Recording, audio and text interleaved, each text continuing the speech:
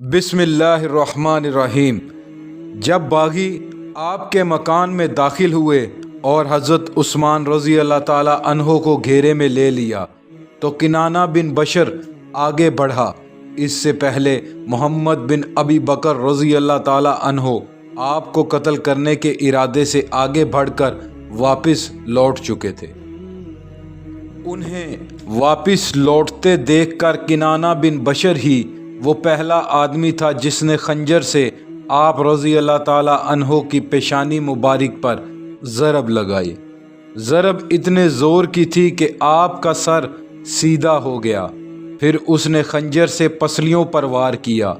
دوسرے پہلو پر سودان بن حمران نے وار کیا۔ جس وقت یہ لوگ اندر داخل ہوئے تھے اس وقت حضرت عثمان رضی اللہ تعالیٰ عنہ قرآن پاک کی تلاوت فرما رہے تھے۔ آپ رضی اللہ تعالیٰ عنہ کا خون قرآن پاک پر گرا۔ سودان بن حمران کے وار کے بعد عمرو بن الحمق جھپٹ کر آپ رضی اللہ تعالیٰ عنہ کے سینے پر چڑھ بیٹھا۔ اس وقت آپ میں تھوڑی بہت زندگی تھی۔ کنانہ بن بشر کے پہلے وار پر آپ رضی اللہ تعالیٰ عنہ نے فرمایا تھا، بسم اللہ، میں نے ہمیشہ اللہ پر توکل کیا ہے۔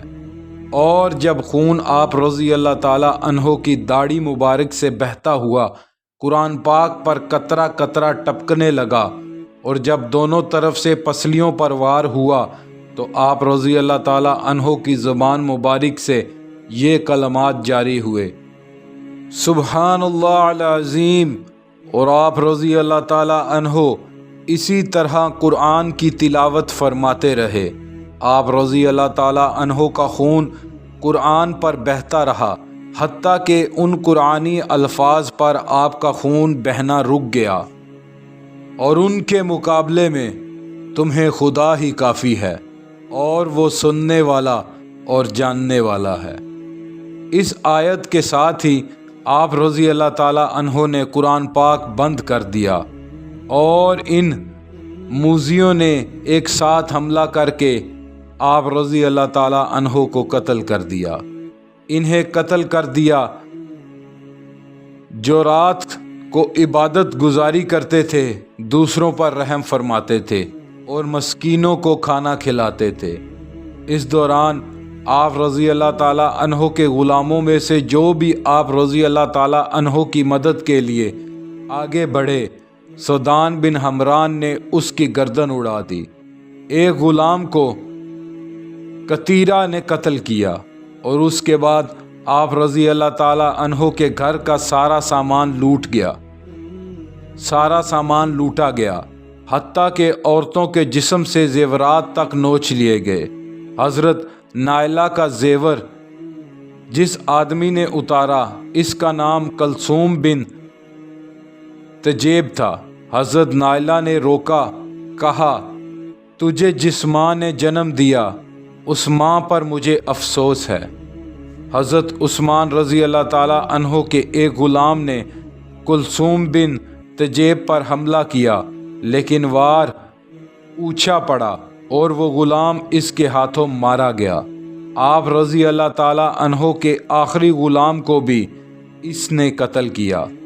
مکان میں جو باغی تھے وہ بلند آواز میں پکارے، بیت المال کو لوٹ لو۔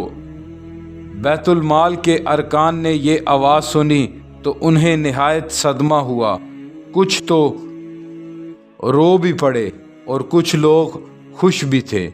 آخر بیت المال کو لوٹ لیا گیا اور وہاں صرف 2 پھٹی بوریاں رہ گئی۔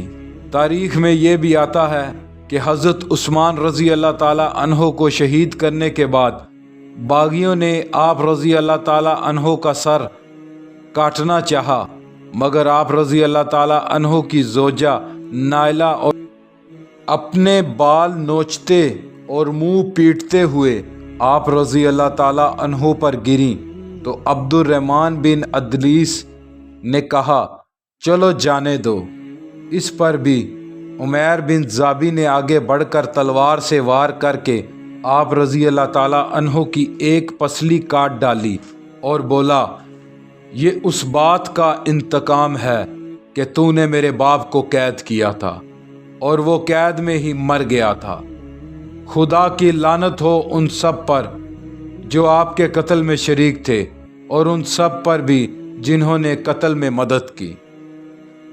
قتل کے روز سے پہلے حضرت عثمان رضی اللہ تعالی عنہ نے اپنے قریب موجود لوگوں کو بتایا، میں نے رات رسول اللہ صلی اللہ علیہ وآلہ وسلم کو خواب میں دیکھا۔ آپ صلی اللہ علیہ وآلہ وسلم مجھ سے فرما رہے تھے، عثمان رضی اللہ تعالی عنہ، کل تم روزہ ہمارے پاس افطار کرو گے۔ حضرت عثمان رضی اللہ تعالی عنہ کو 35 ہجری میں ماہ ذی الحجہ کی 19ویں دن قتل کیا گیا۔ جمعے کا روز تھا اور وقت نماز عصر سے پہلے کا تھا۔ آپ رضی اللہ تعالی عنہ کی عمر اس وقت تقریباً 84 سال تھی۔ آپ رضی اللہ تعالی عنہ کے 12 سال دور خلافت میں ابھی 12 دن کم تھے کہ آپ رضی اللہ تعالی عنہ شہید کر دیے گئے۔ انا للہ و انا الیہ راجعون۔ جب آپ رضی اللہ تعالی عنہ کو قتل کیا گیا تو مکان میں شور و غل مچ گیا۔ اس پر ایک شخص نے لوگوں کو خاموش رہنے کا اشارہ کرتے ہوئے کہا، کیا تم لوگ صرف عثمان رضی اللہ تعالی عنہ کے خون کو جائز سمجھتے ہو اور ان کے مال کو نہیں؟ یہ سن کر لوگوں نے آپ رضی اللہ تعالی عنہ کے گھر کا سارا سامان بھی لوٹ لیا۔ آپ رضی اللہ تعالی عنہ کو جنت البقیع سے ذرا ہٹ کر دفن کیا گیا۔ آپ رضی اللہ تعالی عنہ کی شہادت کے بعد آپ رضی اللہ تعالی عنہ کے قاتلوں کو چن چن کر قتل کیا گیا۔ جن لوگوں کو اس جرم کی پاداش میں قتل کیا گیا ان کے نام یہ ہیں: مالک بن اشتر، کنانہ بن بشر، عمار بن یاسر، عمرو بن الحمق، عمیر بن زابی، کمیل بن زیاد۔ لیکن یہ لوگ مختلف زمانوں میں قتل کیے گئے اور حضرت عثمان رضی اللہ تعالی عنہ کا یہ کہنا سچ ثابت ہوا، اے قوم، اگر تم نے مجھے قتل کر دیا تو پھر تم ایک مرکز پر کبھی جمع نہ ہو سکو گے، ایک امام کے پیچھے کبھی نماز نہ پڑھ سکو گے، تمہارا شیرازہ بکھر جائے گا۔ آپ رضی اللہ تعالی عنہ کی شہادت سے ہی مسلمانوں میں فتنہ و فساد کی بنیاد پڑی۔ آپ رضی اللہ تعالی عنہ کے قتل کی خبر سن کر سعد بن ابی سراح نے بڑے دردناک اشعار کہے۔ یہی حال دوسروں کا ہوا، ہر طرف صف ماتم بچھ گیا۔ جن جن شہروں میں قتل کی خبر پہنچی کوہرام مچ گیا۔ حضرت عائشہ رضی اللہ تعالی عنہا کو خبر ملی تو رونے لگی اور یہ شعر پڑھا: دنیا میں اگر کوئی سخی تھا تو وہ آج اٹھ گیا، پھر بھی زندہ ہے وہ ہمیشہ زندہ رہے گا، اگرچہ کوئی شخص ہمیشہ زندہ نہیں رہتا۔